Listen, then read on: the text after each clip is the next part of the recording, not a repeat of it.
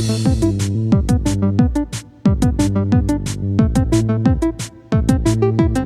everyone, I'm back again with another top 5, but this time we're going back to the motherfucking 90s, where kids were eating Dunkaroos, Gushers, and washing it down with Capri Sun and Sunny D. Where playgrounds are fighting over which platformers were the best with the top 5 90s platformers that I have played. Before we get into the list, would you please leave a like on the video as it really fucking helps out the channel like you wouldn't believe.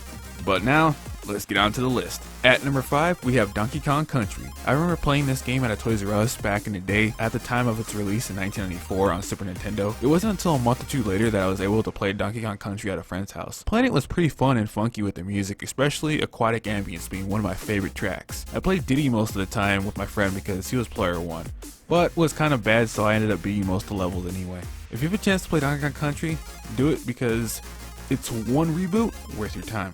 At number 4 is Mega Man X4. Now I know it should be Mega Man X, but this is my first Mega Man X game when I had a PS1. The hyper anime angst with military politics. You can play as either X or Zero this time, so you can play 2 different ways. Zero is the better option if you ask me, as Zero is high risk, high reward because the Z-Saber can melt a lot of enemies. I would suggest playing either X1 or X4 if you're on the fence, but you can't go wrong with either of them if you want to get into a high-paced action platformer with the Blue Bomber. At number 3, Crash Bandicoot 2 Cortex Strikes Back. You know what they say about sequels done right. They take a good game and make everything even better, as Naughty Dog made Crash more mobile than ever before by adding a slide, long jump, and spin jump. They also added Coco, Crash's sister, as Universal didn't want Tawana in the games anymore because of her curves. If you had to play one of the original trilogy, choose Crash 2 as easier to control, and you have more fun playing the orange marsupial than pulling your hair out because Crash plays like a tank in the first game. At number 2, Super Mario World. I didn't play much Super Mario World when I was able to, played a lot more Sega Genesis instead, but when I did, I loved how Mario was on this grand adventure on Dinosaur Island with Yoshi. Feather Power Up was almost broken if you figured out how to use it correctly, which I didn't until my friend showed me that you could control Mario in the air with time presses. If you ask me which Mario game you should start with, I would choose Super Mario World 10 out of 10 times.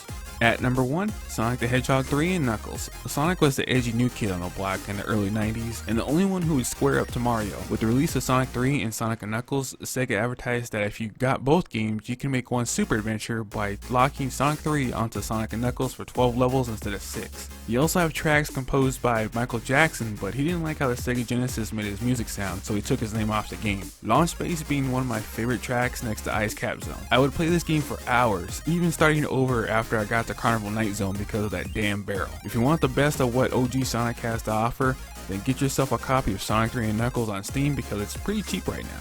So that's it for my top 5 90s platformers that I played.